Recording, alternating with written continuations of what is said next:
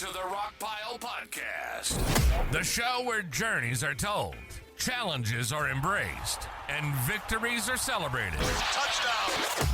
This is your platform for authentic conversations with athletes, coaches, teams, business leaders, and so much more. Every episode dives deep into the highs, the lows, and the obstacles that shape incredible stories of resilience and triumph. Ready?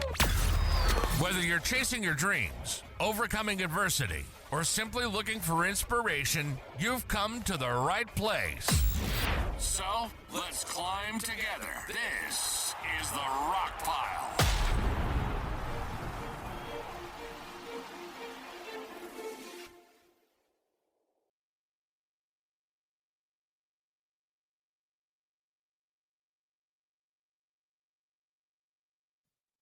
There we go. It'll probably help if I bring myself on the screen. Welcome to the Mohawk Valley Sports Watch, a special edition here tonight, a new time, 8 o'clock p.m. Eastern. I hope everybody had a good weekend. Hopefully everybody just wound down from watching the Masters. And congrats to Rory McIlroy. Man, did he blow a 5-shot lead, but it was back and forth. Fun to watch. Got a great local show for you tonight. If you're just tuning in, we're going to be talking RFA baseball with Coach Evan Howard.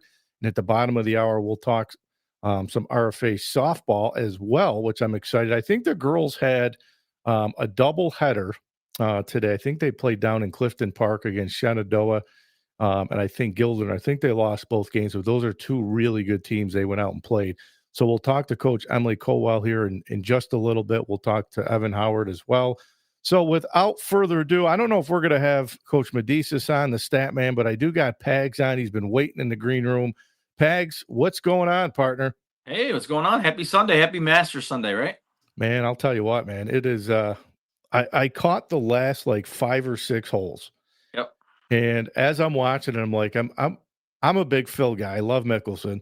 I wanted to see some drama, and I'm like, all right, Rory got the 5-shot lead. I'm like, no way. He's got to collapse. Yep. And he collapsed. Yeah. I was watching it at my parents' house as well, and I was like, uh-oh, here it comes. And then I had to come back home because I wanted to make sure I got time home in time for this. And I put the TV back on and I watched the end of it. And I'm like, oof.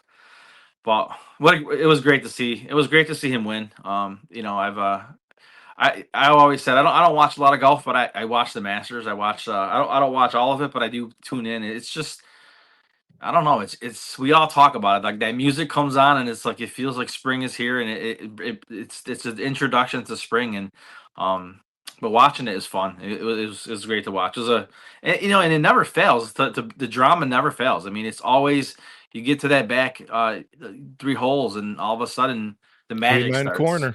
Yeah, the magic starts. It's amazing. So congratulations to Rory McIlroy. I mean, he deserved it, and you saw.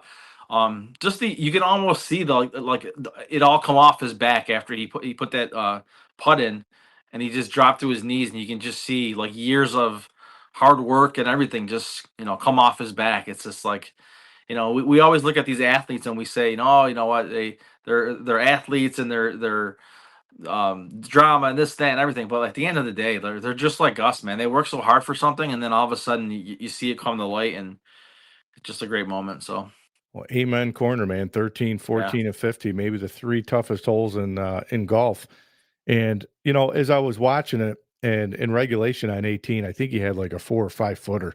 And I'm thinking to myself, like when I go play golf, and it doesn't happen a lot, like my hands like literally are shaking. I get so nervous, like when I get close. I can't imagine putting in front of all those people.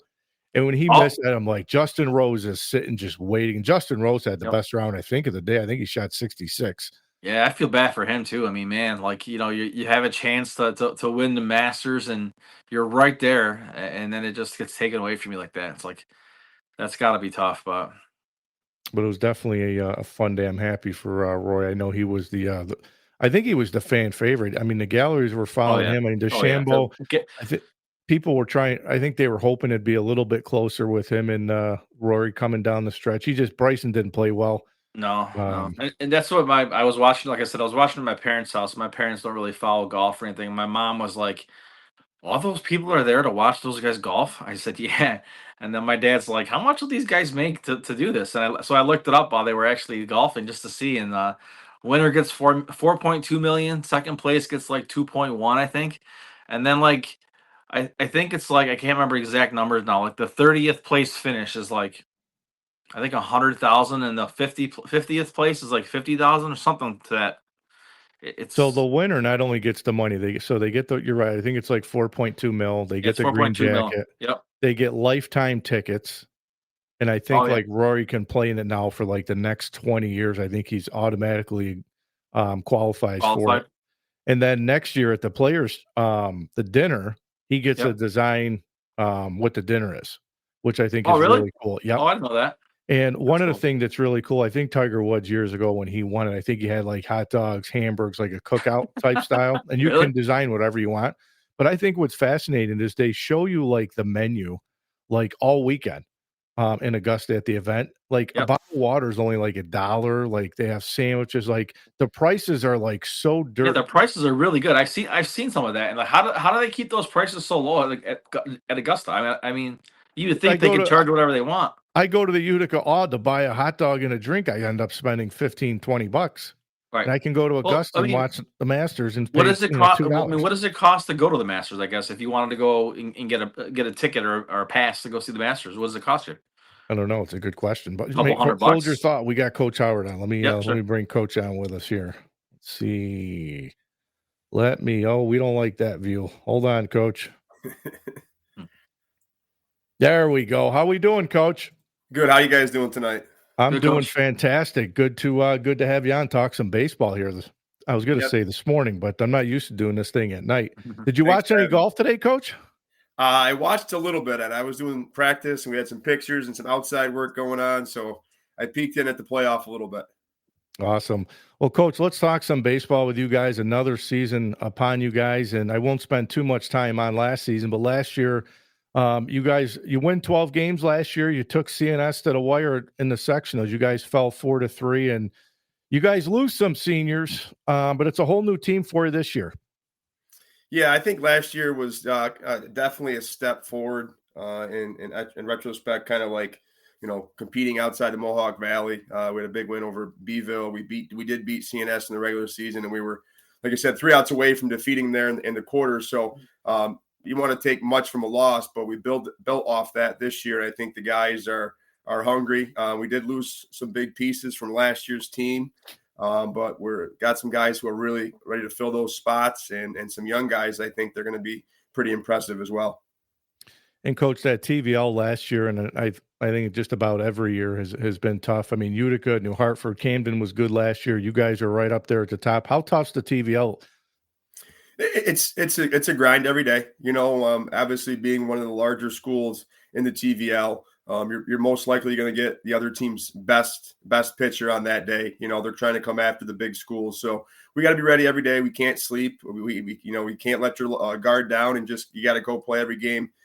Like it is. No matter who the opponent is in the other dugout.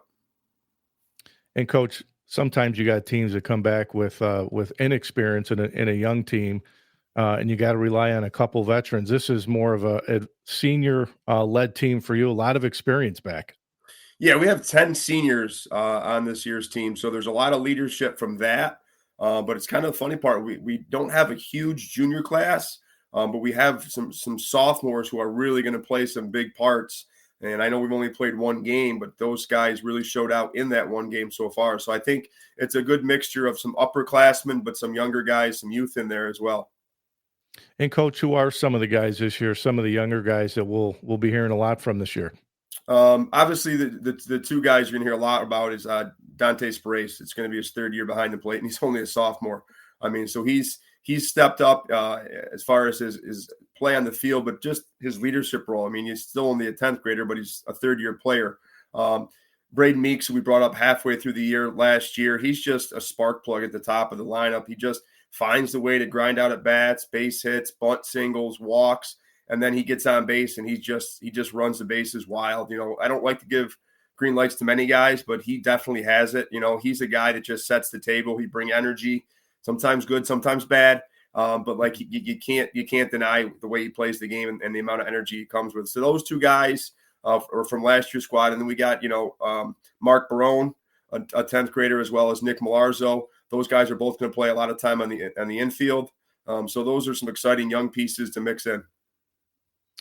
Yeah, I was just saying the other day, I said, if you're a baseball player in New York State, why the hell are we still here with this weather? We don't get outside enough. And I'm like sitting here saying you guys are in a gym, and then all of a sudden the season starts, and before you know it, a blink of the eye, the season's over. It just goes so fast. It was funny because, obviously right there in winter break, we got hit with all that snow, and I'm thinking we're never going to be outside. And then it went quick.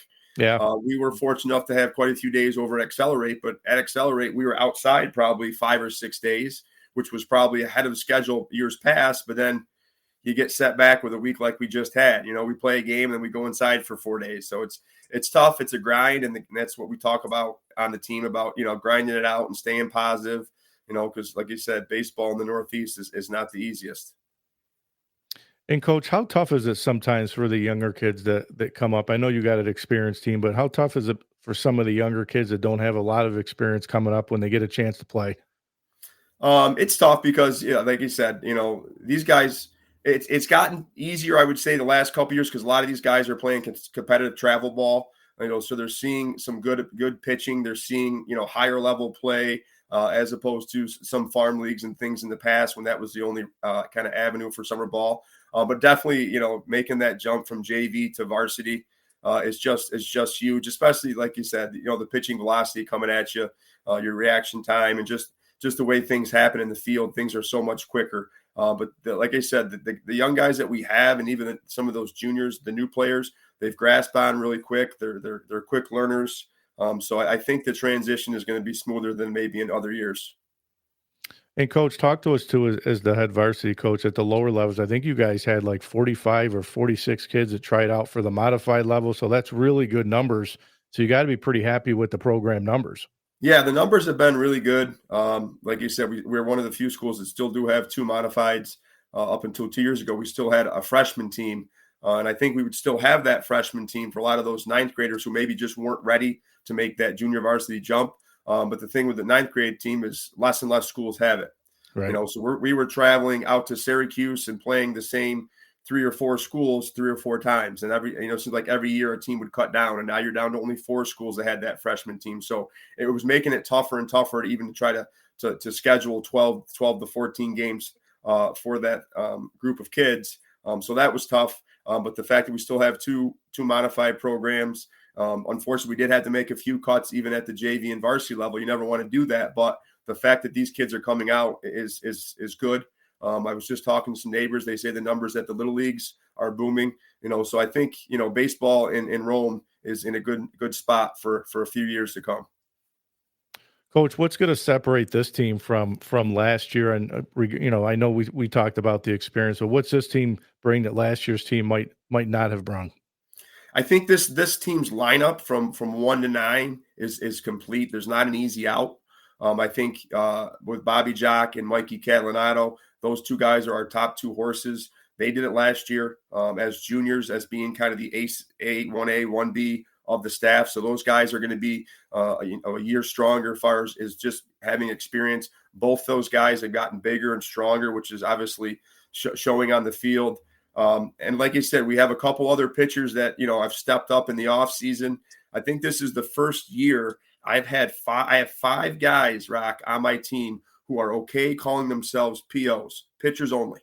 And that's never happened to me. Yeah. Like, there's always the guy like, oh, I pitch and I play first, or I pitch and I do this. And it's like, these kids have bought in. Like, they understand what their role is. I got 3 or 4 of those POs. They know they're just a relief guy, but they come about their business every day, just like everybody else. They put their work in. They go through their arm care. They have separate programs that they do. But it's like these guys have bought in. So I think that alone, we talk all the time about, knowing your role, doing your job. Kind of our slogan this year is clean your plate. So what that means is finish the job. Whatever you take and start, finish it, and that's kind of what we're trying to build all the way down through. So, we're going to finish what we start, and that's, these guys have bought in. And like I said, I just think the mindset so far has been really, really good.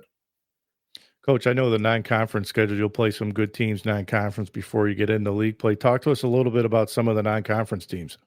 Yeah, we go tomorrow. We have a home opener with New Hartford, and then we go on the road to Shaker who have a couple Division I kids at Shaker. And then we also have Colony coming in on Good Friday, who's always a battle. And then you mix in some CNSs and some Bvilles in there. And like I said, that non-conference isn't really a slouch.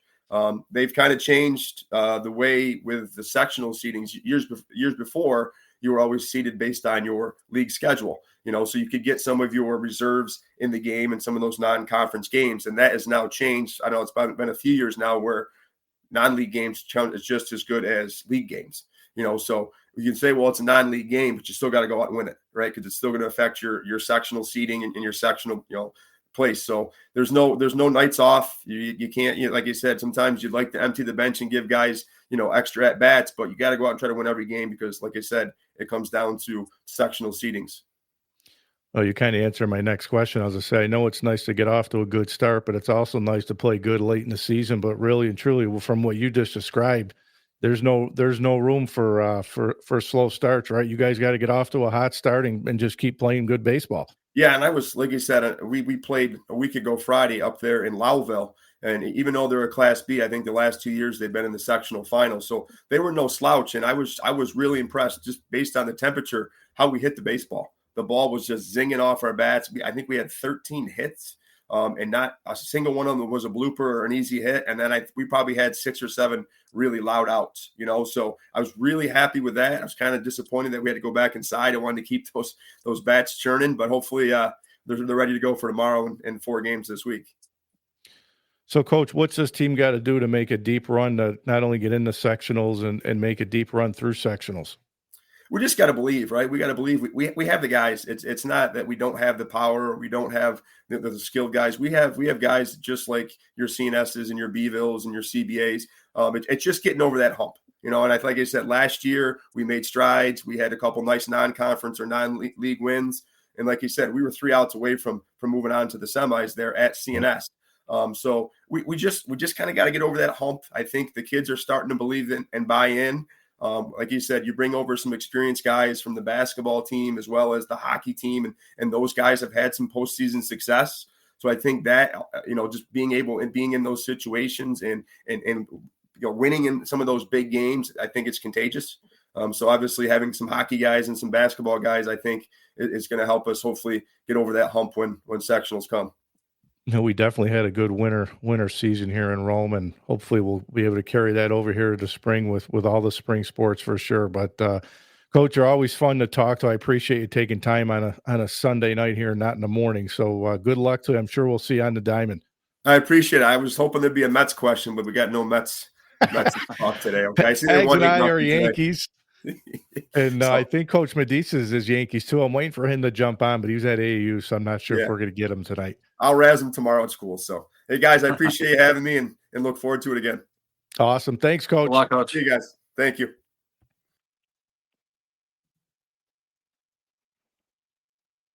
There you are, Pags. I got you. All right. But, yeah, he's done a good job. Coach Howard's done a good job. And I know when we talk to Nick all the time, we always talk a lot about the youth sports. Yep. And one thing that's really nice about the youth sports, as I was obviously talking to Coach, is they got good numbers at the lower levels. Yeah, those numbers that he mentioned, I mean, those are great numbers. I mean, and to talk about even the Little League, that's what I guess it was good to hear that he's tuned into the Little League because that's really where it all starts. I mean, those kids are going to, if you can build the interest in Little League and then those kids come through, that's going to make your program so much stronger. I mean, we've obviously seen it with the basketball program. I think that's the key to success, and I think that's why Rome sports have been good throughout the years because they build those feeder programs, get kids interested early on, and then they continue to develop throughout. So it sounds like he's got some really good players in there. I mean, some of the names I recognized from hockey, I think Sparace was the goalie for RFA, if I'm not wrong. So those are great athletes. I mean, so you're it's nice to see because a lot of these athletes sometimes you see, hockey players and basketball players who kind of we've talked about this before where they stick to one sport. It's good to see that they're venturing off to the other sports because it's good for them. It's good for the kids and it's good for the entire school. Honestly, to see these kids out there playing. Baseball just goes so fast. It really does. Like it really does. I mean, I'm helping out with modified for Westmoreland. It's like we're in the gym, and we got one team for modified, a lot of kids, and just being in the gym, and you just pen up, and you can tell the kids just want to get out there. And the weather doesn't look great. I don't think for the coming week. There's some snow in the forecast, I think. So before you know it, you're into you're playing games already, and then the season's over. Early June is usually when it's over. So you really have, if you're lucky, probably a good month to get the games in, and it's tough because then you start getting rainouts and everything, and it's really tough here in the Northeast to get the baseball games in, which is why you see a lot of the teams head out to Myrtle Beach, head out to Florida to get some games in before the season starts. A lot of these teams have done that in the past. I know Proctor did it this year. They raised some money to get down to Florida or Myrtle Beach or wherever it was. But it's hard because it's a lot of money to raise to get the teams to go out there. Well, listen, if you're a baseball guy in New York State, it's got to be really hard. And I think of like the Tyler Schaffs of the world, who we've had on the show numerous times. Yep. That's in the minor leagues. I mean, there's been guys from this area that have floated around playing single A ball, even with the Diamond Dogs, Pete, where you're at. And Yep. I say to myself, like, if you want to play baseball and you're from New York State, yep, I don't know how you make it. Well, You don't play enough baseball. Well, I think that you see a lot of these teams play in these AAU type circuits where they go off and play in other places because you have to. I mean, you can't just if you're just going to stick to playing ball in New York State. Yeah, you're not there's going no to way. get enough. Yeah, there's no way. I mean, and the thing is that we have some facilities here. We're lucky where you have Accelerate, you have the Elevate, and then you have I don't know if it's still open, but the one that was in Herkimer that the coach for the Herkimer Generals had for a while. He had a hitting facility down there, and a lot of kids put a lot of time in those things. But that's the thing, like Tyler Schaff and those guys who have made it from this area. If you're really dedicated to it, you want it bad enough, you'll find opportunities to play. And that's what you have to do. I mean, you got to go out and find places to play, and unfortunately for a lot of kids, that costs money, right? I mean, if you're gonna get involved in these travel teams and stuff, it makes it. That's what saddens me a little bit about some of this stuff is like you have kids who are great athletes but come from homes who maybe cannot afford the extra money, and they want to play school ball, and those are the kids I think that don't have the same opportunities because to fork up the money to go play travel ball for some of these teams, for some of these families, it's a lot of money. I Yeah, mean, it is. you have your kids involved in a lot, and just even not even being in the travel stuff, just being in some of the local stuff, it adds up. It adds up. Well, I was just saying the other day to my son because he'll be on one of the modified teams here in Rome. So Yep. I think their first game is like May 3rd or 4th. They play Notre Dame at Notre Dame, and then it's literally like the month of May. They play Yep. like Monday, Wednesday, Fridays, and 3 games a week. You're done Yep. in 1 month. Right. And that's barring no rainouts or anything because like that. you get a week of rain, and that moves. That gives you 3 games that you have to reschedule somewhere. Yeah, it's going to happen, right? It's just brutal. And then it's not one of those things where you get a week of rain and then you have a good stretch of good weather. It's you know how it is around here. It's either it's all or none. It's either you're gonna get some great weather for a couple weeks, or you're gonna get rain for a bunch of weeks where it's gonna hamper the season. And it's tough because it hurts the kids at the end of the day. I mean, you can only try to reschedule so many games, and the double headers don't. The kids don't get it. Whenever you get into a doubleheader, you lose game time. You don't make up those games really. I mean, you might play a doubleheader, but you're not getting the same amount of innings out there.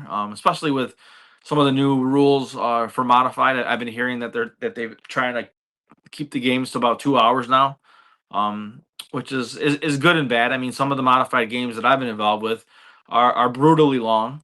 But at the same time, you need these kids out there playing ball. I mean, that's where they're going to learn. The game experience is where they're going to learn. And I think some of these umpires are vouching for 2-hour games, and there's a 5-run limit now, I think, per inning, which again is good a little bit because I've been involved in some games in the past where it's gotten out of hand. But at the same time, you're limiting the kids' opportunities out there too. So while we wait for Coach Emily to jump on and talk some RFA softball. We got a little bit of time. I want to get into Nico, the quarterback from, I guess you can say his old team in Tennessee, right. former team, was looking at $4 million. And, I guess tip your hat to Josh Heupel and the university saying, there's nobody that's bigger than the team. Right. I mean, don't get me wrong.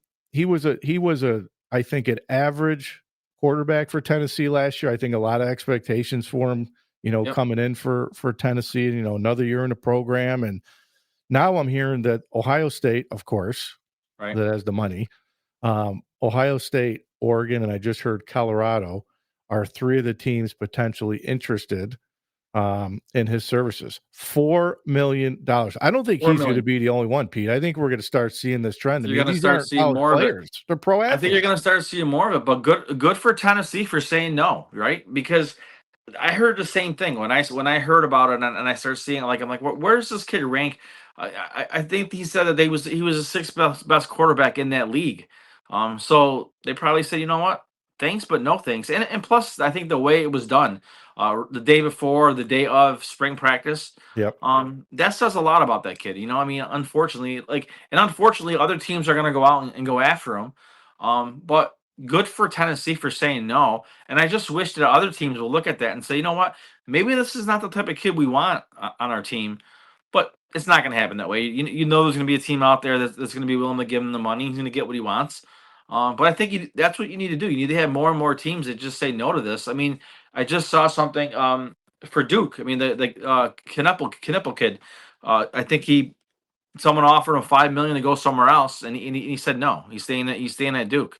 So good for him. But I mean, the landscape that we're in right now, I mean, that's what's going to happen. I mean, I think what started this is I heard something that Tennessee got about $8 million in NIL money. So he basically said, well, I want $4 million of it. So, I mean, do you blame the kids for maxing out how much they, up in the ante? Somebody's going to pay him. Ohio State's going to pay him $4 million. Right? Someone's going to pay him. He's going to get his money, and he's going to be I think there's going to be more of these guys that you're going to see that. They're not college athletes anymore. It's pro sports. No, it's pro sports. But, I was having this conversation with a bunch of friends this past week at work, and I was like, what do you do? Do you set a salary cap, which I think is a good idea, right? But at the same time, setting a cap, does that hurt the big schools? I mean, a school like Alabama and Oregon who has the money, right? Do we just say, you know what, we're not going to set a salary cap, go out and get as much money as you can for NIL, and then what will happen is you're going to end up having, just like society, right? You're going to have the upper class, the middle class, and the poor. And it's like, well, you know what? If you create that kind of system, then you're going to have the best of the best in the upper class playing against each other and beating each other up and going after the money. You're going to have the middle class, which is probably like a Syracuse, right, where they can't get as much money as in Alabama, but they're going to dominate the middle class.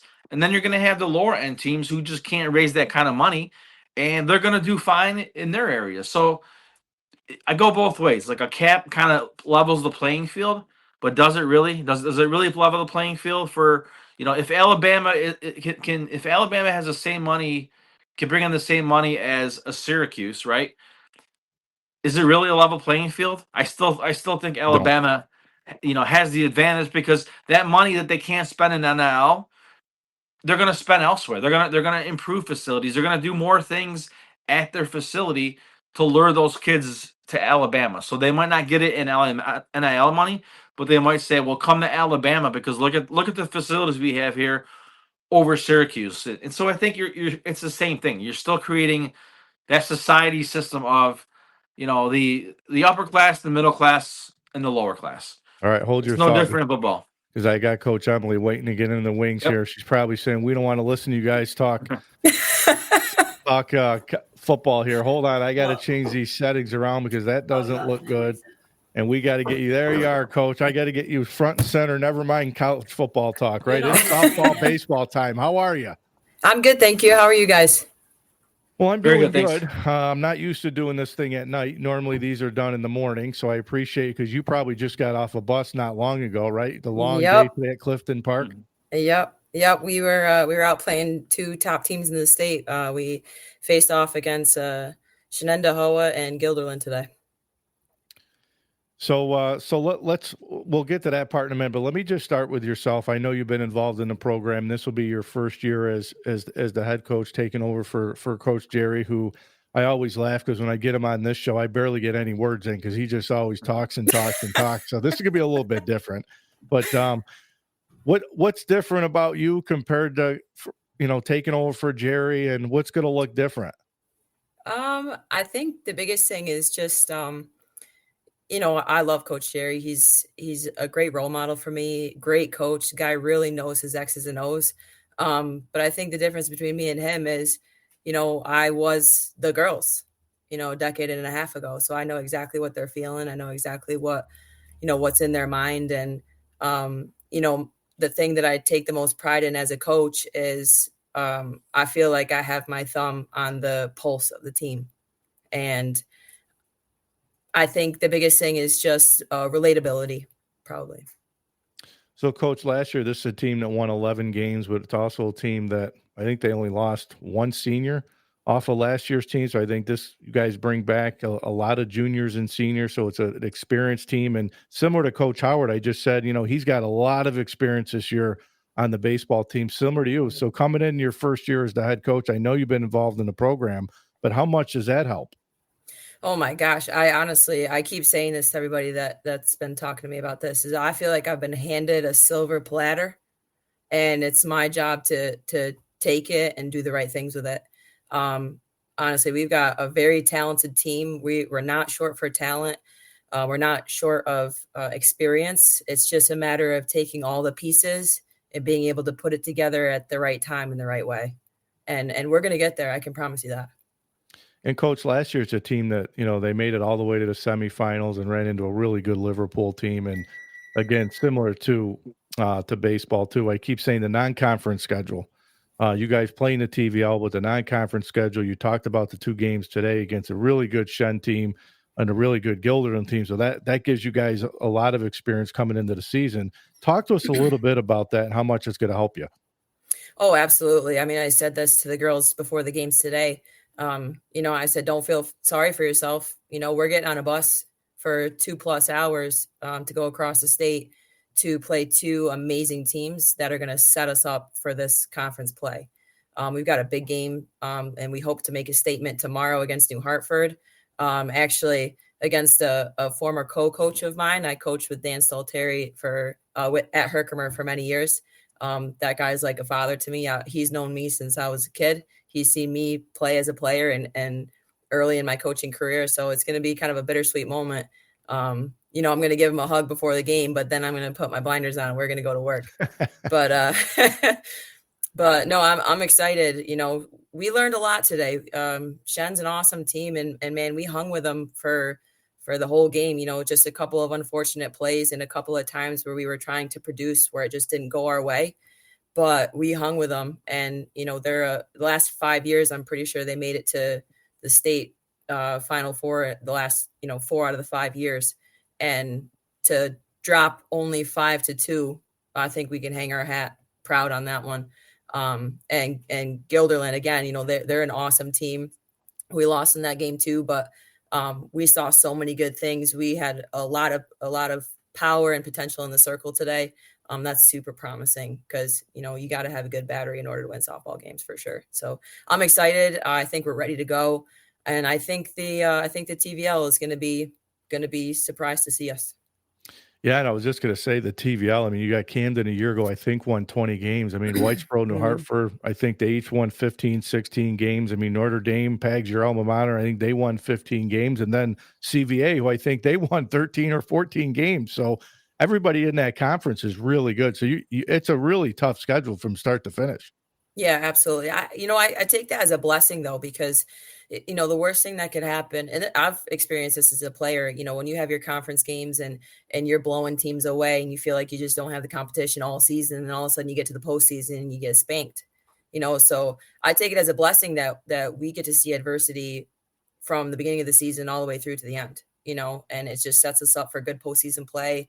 It just gets us prepared. We get to see some adversity. We get to see how our team handles adversity.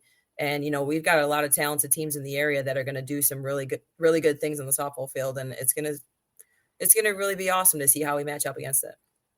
I think if my math is right, you might have 10 girls out of 12 on your team that are upperclassmen. I think you got 4 seniors, right? 6 juniors on the team, and I think a couple sophomores, if my numbers are right. But talk to us about some of the girls, some of the names that we'll be hearing throughout the season. And is there a couple girls, that you would say, wow, they're coming in with expectations, but if I guess you can say that, is there somebody that's unexpected that you're really looking forward to seeing how they perform this year? In all honesty, I come in and my thought process is everybody's got a clean slate. This is the first year of our future, and coming in as a new coach, I want the girls to know that, your experience is great, but every single year, every single game, you got to show up. There's players that have, started every single game their entire softball varsity career for us. And if they don't produce, there's people chomping at the bit behind them. We've got a lot of great players. First ones off the top of my head right now is our first 5 hitters. These last 2 games have really showed up. We've got Kennedy Campbell, junior center fielder, leadoff hitter. She's a slapper. She's a tough out, man. There's nothing she can't do. She can drop a bunt. She can do a soft slap in just the right spot, get it stuck in that Bermuda Triangle. She can hard slap and punch it past the infield like nobody's business. And if I want to, I can have her swing straight up from the left side or the right side. And the girl is fast. You can't bobble the ball and expect her to get out. You got to be perfect on defense to get that kid out. And then behind her, we've got Lex Thompson, senior shortstop. The kid can absolutely play. There's not an aspect of the game where she has much to improve on. After that, we've got juniors Haley Bostwick, transfer from Whitesboro. Coming off a very unfortunate injury last year. She had an ACL tear after the basketball season, so she missed out on her sophomore year with us last year. So coming on as a junior, she's got tons of potential, lots of power, and that kid's a gamer. She doesn't back down. She's a fighter. And she's the type of kid that can play anywhere. With having her on the roster, it's really made it so that way there's no holes in our lineup, and we can move a lot of things. We can have her play third, play second, play short. I mean, she went behind the plate for us in game 2. The girl can absolutely play, and having her in different spots allows us to put other players in different spots. So we're getting a lot of good experience out of that. After that, we've got Mac Howard, catcher, stud catcher. I mean, she threw out 4 steals today from Shen softball, and they stopped stealing because she just kept gunning them out. And, that's huge when you can keep them at first base. That's huge. After that, we hit Soph Tosti, and I've never seen a person, let alone female, hit a ball as hard as she does. And I've coached in college. I've seen and coached with men's softball, men's fast pitch softball players, and she hits the ball hard. After that, we got a lot of really stud utility players that can just play anywhere. They can hit the ball hard. They can manufacture runs for us. This is going to be a really exciting season. There's a few kids that I think are going to really get the chance to step up this year. One that comes to mind right now is senior Chloe D'Amico. She's a type of kid last year where she sometimes she was on the bench, sometimes she was on the field. She was kind of waiting her time, and I'm giving her opportunities, and she's doing really good things with it. So I'm excited to see what she does. Barbara Ciotti, another one, is kind of very similar to Chloe, kind of on the bench, off the bench last couple of years, and she did great. She was a pinch hitter for our first game, and then ended up having a great at bat. Started our second game at first base and did some really good things. So, I said to the girls, I was like, I feel like I could just roll the dice and we would have a good lineup. Like so many of you can play in so many different positions. It's the most amazing problem a coach could have.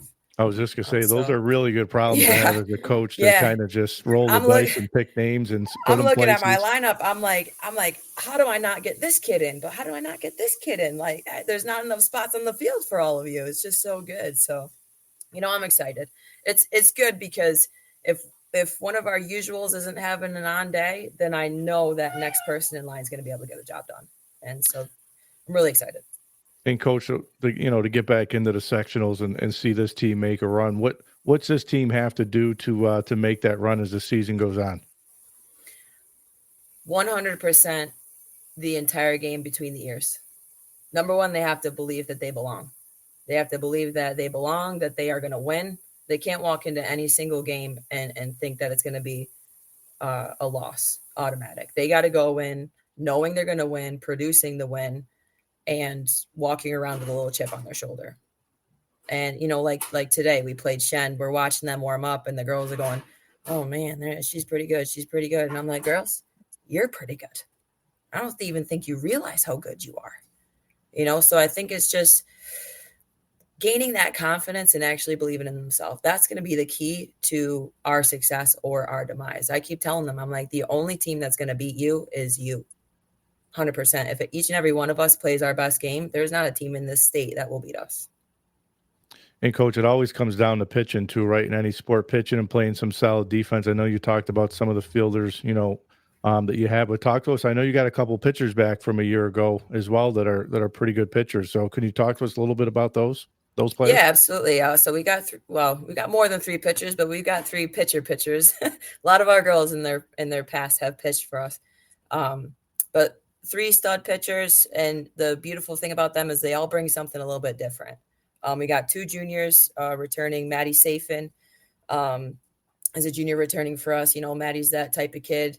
She's a little bit like a Greg Maddox, where she's got great spin, great movement, and she hits her spots. She doesn't throw the ball 65, but she doesn't have to, because she's able to work it. She's able to work the count, and she's a bulldog. She's a believer. Then we've also got junior Sophia Iglesias Tosti, that number 5 hitter that I was telling you about that hits the ball really hard. She's built different. She's a tall, strong kid that throws the ball hard. And not only that, but when she believes in herself and she trusts her grip, she can spin it really, really well. And then after that, we've got actually some future. We have a freshman, Amelia Szymanski, on the team that actually went out and pitched game 1 against FM for us and went 5 strong innings, threw a bunch of strikes and held them back. And she's got a lot of promise. She's young, she's lean right now, and over time with some experience, with some more coaching and a little bit more practice and experience at this level, I think she's going to be a real bulldog for us to get some outs. She's another one. She's got speed, she's got spin, and she's got a change of speed that's pretty good. Coach, I had to put up, Coach Beer said, ask her how her car is. Thanks, Beersy. All right, so I'll tell you a little story. I don't mean to be a little bit too much like Coach Klaczynski, talking too much today. I'm going to try real hard. No, that's the fun part. That's what makes these things great. So this morning I had a car full of equipment, and the last 2 days I ran over a bolt, and my tire had a bolt stuck in it. And last night after practice, I was like, I got tons of time. I got spare wheels and spare tires in the garage. And one thing you can know about me is that during COVID, my COVID project was learning how to work on cars. So we went out and bought a 2004 Jeep Grand Cherokee, and I've done so much work on that thing. It's just always something I've wanted to learn how to do. So I had some spare tires, and I put them on last night. They were fine, they're old tires, but I was like, it'll get me a couple of weeks until I can get a new set. On my way to school, I don't know how it happened, if I didn't torque the lug nuts correctly or if they were just off balance, but my driver's side front tire fell off. Goodness. Fell off. Like the lug nuts got lost between my house and the school. I just saw Jerry. He goes, hey, no, I talked just the right amount. But anyway, luckily I've got really, really good parents and good friends and good neighbors to help me out, got me help. And we jacked it back up, got the tire back on, put some new lug nuts on it, and I drove it home. So we're good. Well, you got me excited. I've never met you before. I've heard a lot of good things from a lot of the coaches in Rome and in the area. And I reached out to a bunch of the guys to see if I can get your number to get you on. So I really appreciate you taking that, especially after a long day for you to come on, get home, jump right on with me and talk some softball. So I really appreciate it. And No we'll be problem. around to some of the games to cheer you guys on. Sounds good. I look Awesome. forward Thanks, to it. Coach. Good luck the rest of the way. All right. You All got right. it. Thanks, guys. Thanks. We lose you? Yeah, I wasn't sure if it was all of you or just me, but apparently my connection dropped. You know, I was telling her just about before you dropped off was I would run through a wall for her. I don't even know her. Me too. And I was sitting there saying to myself, man, oh man, she's got a lot of energy, a lot of pep to her. I really like the fact that, you know, as a new coach taking over, you know, you got to be yourself. Yep. Right. Yep. And I really liked how she said, you know, she's going to be herself and everybody's got the fresh start. And, you know, if somebody's not playing well, it's next girl up. Right. Yeah, sounds like she's got a great group, and it's going to be a fun season for those girls. They got the right person at the helm, and even she said she referred the coach Jerry, and it's nice to see that she still has that connection with coach and learning from him and taking the program and running with it. So good for her. I think the girls are in good hands for sure. Yeah, it's always nice though to walk in, and when I walked into Sequoia my first year, I had a senior oriented team.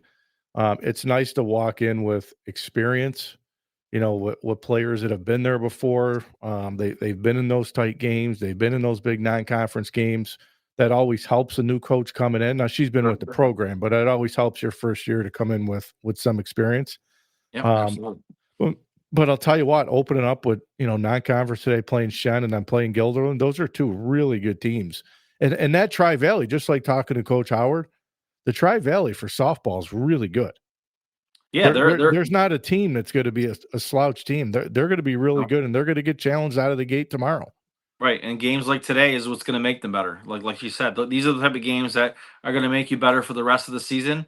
And you know like she said, like to have those teams that are good in that league is going to make them better throughout the year too. Because if you're beating everybody, like she said, if you're beating everybody up, it's going to get harder throughout the season to get motivated, and then you're going to slip up and play sectionals and lose a game that you shouldn't. So it'll keep them on their toes. It'll keep them ready. And again, I think they're in a great spot, and it's going to be exciting to see what they can do this year. Well, Pegs, we said watching college basketball and really in any sport, defense wins championships. Yeah. And even in softball and baseball, you got to have pitching and you got to be able to make plays behind you. And it sounds like they can't score, they can't beat you, right? That's right. That's right. So I was hoping we would have got Medicis on tonight for a little bit. I got to see what happened. The stat man might have retired. I got to see with the stat man, but this 8 o'clock thing, man, it doesn't feel natural because we're so used to doing it in the mornings. It's a little different, but you know, it works well for our schedules because, like you said, like kids everywhere running us everywhere ragged. To make that 9 o'clock, 9 to 11, that's tough. There's lots going on between 9 and 11. But if it's a way to get the gang back together and you know, talk sports, we'll do it. So tomorrow night I got Jim Tracy's going to join me. It's a whole new thing beyond the game tomorrow night with Jim Tracy's the co-founder of Legacy Communications. He's the author, speaker, and host of the Grampian podcast. So this will be a completely new set of series of interviews that'll be coming up. They'll run about every 2 weeks. So we'll debut that tomorrow night right here at 8 o'clock.